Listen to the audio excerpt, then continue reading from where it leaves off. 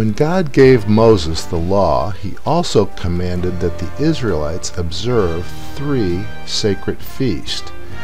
These feasts were to be celebrated each year at their appointed time. The 3 feasts of the Lord were to be reminders to the Israelites of the Exodus and how God had delivered them out of Egyptian slavery. These feasts to the Lord are also prophetic indications of what God has planned for his people. Each of the feasts also pointed to future events that would be accomplished by the Messiah, also called the Christ.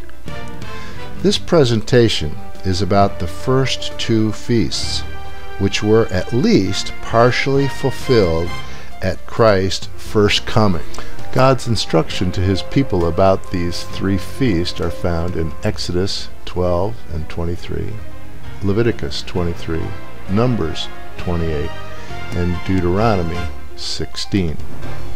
The Lord, Yahweh, instructed the Israelites to celebrate 3 feasts each year. The spring feast include the day of Passover, the feast of unleavened bread, and the day of first fruits. The summer feast is called the Feast of Weeks, or the Feast of Harvest. The fall feasts are the Day of Trumpets, the Day of Atonement, and the Feast of Tabernacles. This feast is also called the Feast of Ingathering. These are the 3 feasts to be celebrated by the Israelites each year. The Messiah, called the Christ, will fulfill each feast at its appointed time. We're going to see in this presentation regarding prophecy fulfilled that Christ has already fulfilled, at least in part, the spring feast and the summer feast. He has fulfilled the day of Passover, the Feast of Unleavened Bread, the day of first fruits, and, at least partially, the Feast of Weeks, or the Feast of Harvest.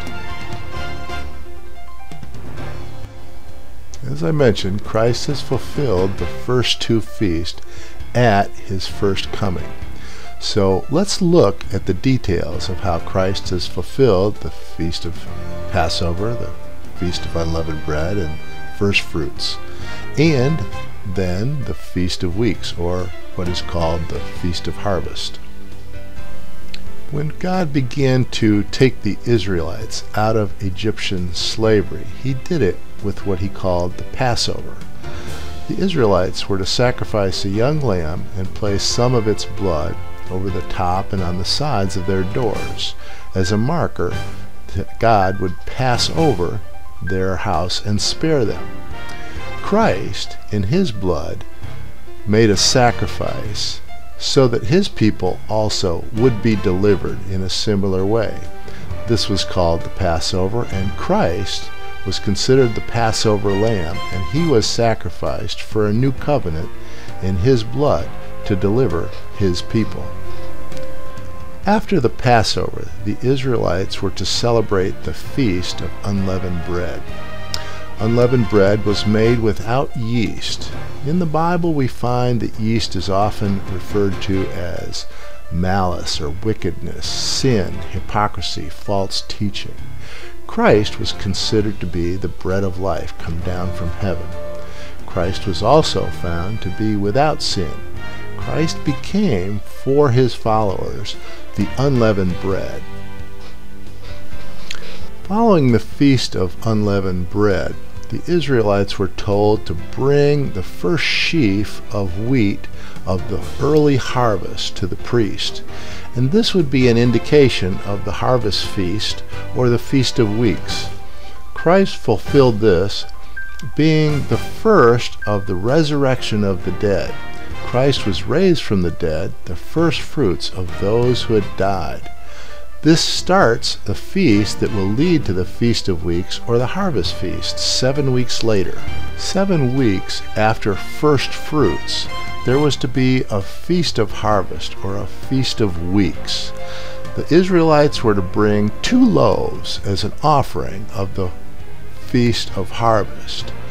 Christ fulfilled this Feast of Harvest in what we call the Feast of Pentecost, which is part of the Feast of Harvest. And his followers were baptized in the Holy Spirit, which is something that Christ does for his followers. This was to be a deposit and lead to the final harvest, which would be part of the Ingathering and the Fall Feast. So Christ was the first fruits, or the first sheaf of wheat, the first of the resurrection from the dead. But then that leads to the Feast of Weeks, or the Feast of Harvest. This, we have seen, was fulfilled, at least in part, when the disciples, his followers, were given the baptism and the Holy Spirit during the Feast of Weeks, which is now called Pentecost. But then we see here in Revelation that the Lamb is standing on Mount Zion, and with him the 144,000. These are also called first fruits to God. This will happen during the Feast of Ingathering. So now we've seen that Christ has fulfilled the first two feasts at his first coming, the spring and summer feast. He was the Passover lamb. He was also the bread of life without sin, the unleavened bread. And he was the first sheaf, or first fruits of the harvest. Then we can see it 7 weeks later, during the Feast of Weeks, also called the Feast of Harvest, he gave his followers the Holy Spirit as a deposit until the final fall harvest feast of Ingathering, which is the presentation we'll be discussing next. So the next feast in God's prophetic calendar is the Feast of Ingathering. The Feast of Ingathering encompasses the Day of Trumpets, the Day of Atonement, and the 7-day Feast of Tabernacles, all part of the Feast of Ingathering. This feast Christ will fulfill at his second coming. This will be our next presentation. This presentation was regarding the feasts of God that have been fulfilled. This has been a presentation regarding the feasts of the Lord. Prophecy fulfilled. These prophecies were fulfilled by the Messiah, called the Christ, at his first coming. The Bible clearly portrays two comings of the Messiah. His final coming, of course, would be an eternal coming. The next presentation will be Feasts of the Lord, Prophecy Unfulfilled. These will be prophecies about which the Messiah will fulfill at his second coming.